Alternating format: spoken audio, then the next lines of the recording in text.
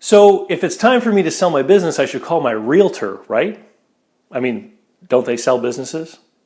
Hey there, everyone. It's David Barnett from investlocalbook.com, small business author. On the blog site and the YouTube channel, we discuss buying and selling businesses, personal investing, investing in small businesses, managing small businesses, and anything else that my viewers want to ask me about. Today, I got a question from someone who was talking with me about selling their business and said that they were going to go and talk with their real estate agent about selling their business. And I mean, I've got so much to say about this, I decided I had to make a video, even though I recapped a lot of what I'm going to say in this video in my 2015 book, How to Sell My Own Business. Let's get started. So, real estate agents sell real estate, buildings, houses, etc., right?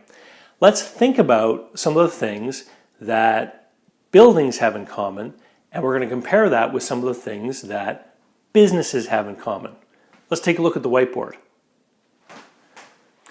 So I've just made a quick list here because I was thinking about my house, and I was thinking about, most pieces of commercial real estate that I've been in. And I came up with a very short list, and I know there's more things we could add here, that talk about all the common things that real estate has in common with itself. So, and with one building to another. So when we're talking about buildings, real estate, we're talking about land, roofs, all buildings have a roof, walls, doors, to get in and out of the building, and foundations upon which the building rests.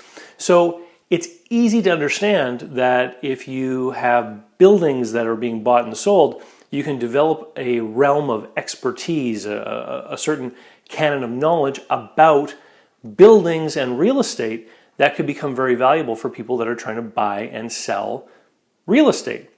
Let's now think about things that businesses have in common. Let me make some adjustments. I'll be right back. All right, so I put some more thought into it, and I tried to think of some things that almost every business has in common, and I've created a list here. So businesses almost usually always have employees, receivables, payables, inventory, and then we could add more to the list. But what I want to point out to you is this. This list of attributes and commonalities has absolutely nothing to do with this list of attributes and commonalities. So why on earth do I keep over and over and over again running into people who keep talking to me about buying and selling businesses and using real estate agents? Where does this come from exactly? Well, I've got a couple of ideas. Again, let's make some adjustments to the whiteboard. I'll be right back. All right, so back when I used to be a business broker, and I live in New Brunswick, Canada, which is a province on the east coast of Canada. When I was a business broker, believe it or not, I was required by law where I live to get a real estate agent's license. Why? Well, way back when people were dreaming up these different rules and regulations and laws, most people thought of a small business the way you would think about like the corner store or the hardware store or the lumber yard or any of those types of sort of Main Street old school businesses. And so somehow in a lot of places in North America at least, business brokers got codified into the real estate licensing system in a lot of places. Now, when I was a business broker, I sold 36 businesses over a 3-year period basically, and only 3 of those involved real estate. The fact of the matter is that you can run a business from your basement on a computer these days, and most businesses that are retail Main Street level, street level businesses actually operate out of leased locations. So when they're being bought and sold, there isn't real estate transacting at all. But because of this old school law that is in place, a lot of the times business brokers actually get tied up in this real estate system. So I had to devote time every year to going and doing courses on condo rules and identifying cracks in foundations and mold and stuff like this, that the real estate agents that sold houses and stuff, they needed that information. I didn't use that information, but I had to comply with these crazy old rules. Now, here's the problem. because you needed to have a real estate license to be a business broker where I lived, a lot of real estate agents then thought that they were qualified to be business brokers. You see how that switches and how it logically doesn't actually make sense? I mean, we already looked at the list. Businesses have nothing in common with real estate. So why then was I constantly running into home selling realtors trying to sell convenience stores and stuff like this? Let me show you something very interesting. It's called the Dunning-Krueger effect, named after the guys Dunning and Krueger who discovered this idea. And basically what it talks about is it talks about confidence versus knowledge, okay? So it turns out that people that don't know a lot about something actually can have a great deal of confidence in the topic because they just don't know how much they don't know. So for example, you could get a bunch of people in a room that say, hey, let's build a blimp, right? Because to a non-engineer, blimp seems like a simple thing. It's a big bag filled with gas that is lighter than air, and you build some kind of carriage underneath it. I mean, anyone should be able to build one in their backyard, right? But you get some people maybe who start studying engineering and they realize how complicated these things are, and then they realize, hey, wait a minute, we don't know nearly enough information and have nearly the skills to build a blimp. I mean, this is a very complicated task, right?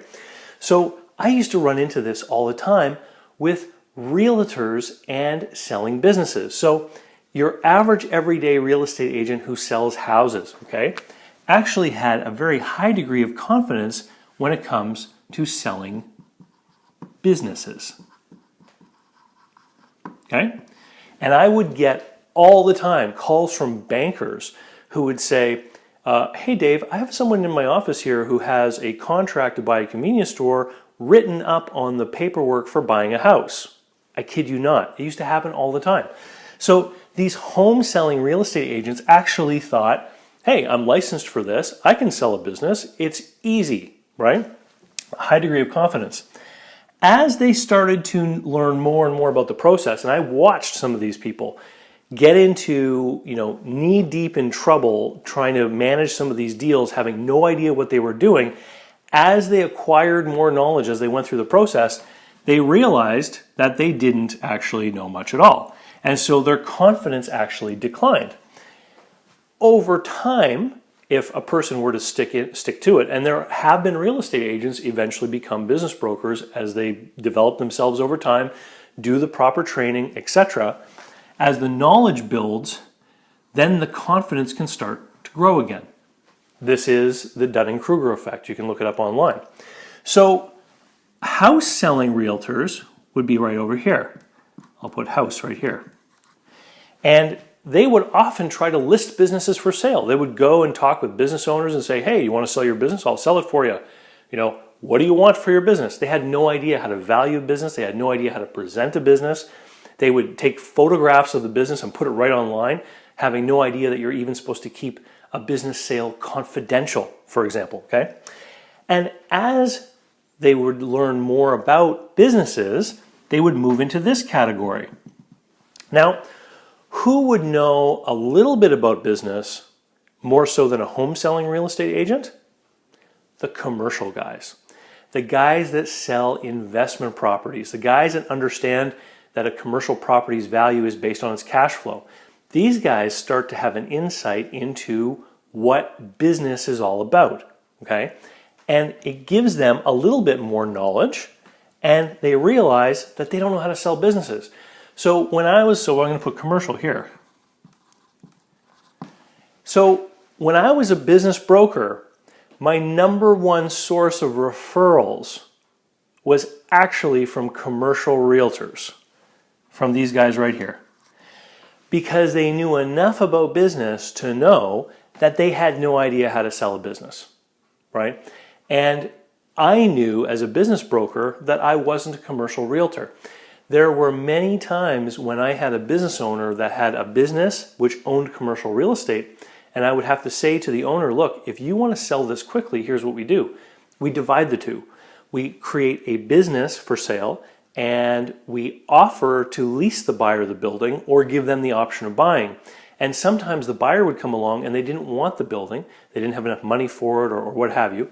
And so they would buy the business, and then I would turn around and hand the client back to a commercial realtor and say, look, we now have a piece of commercial property with a tenant that's just signed a 15-year lease. Do you think you can find someone who might be interested in owning commercial property with a tenant in place that's going to pay rent for the next 15 years? And of course, the answer is yes. And selling commercial properties to investors who want to collect rent is exactly what the commercial real estate agents do. That's what their job is. So I got a little flippant and frustrated with this guy that I was talking with the other day, because he seemed to think that a real estate agent was going to be the person that was going to sell his business for him. And I wanted to make this little video to show that realtors sell real estate. It's in the name of their profession. Anyway, if you have a business to sell and you don't want to make foolish mistakes right off the bat, you should get a copy of my book, How to Sell My Own Business. It's available from Amazon or howtosellmyownbusiness.com, where you can also download a free copy of my special report, 12 Things to Do Before You Consider Selling Your Business. There's also a link on that site to over 75 videos about buying and selling businesses, so you can start to gain a little bit of knowledge and move yourself along this axis right here. I work with clients all around the world who are trying to buy and sell businesses. And you can always reach me at investlocalbook.com. That's my main blog site. Or give me a phone call at 506-381-8416. And if you're interested in learning more information like what you've learned today in the video, please go to investlocalbook.com and sign up for my email list. Email subscribers get my videos 2 or 3 days before everyone else does on the internet, as well as other special offers and invitations to live events that I do all over the place. Thanks. It's been a pleasure. If you liked the video, give it a like or a share. It's the only way that the people who run the internet have of knowing that the content is actually good. Anyway, cheers, and we'll see you next time.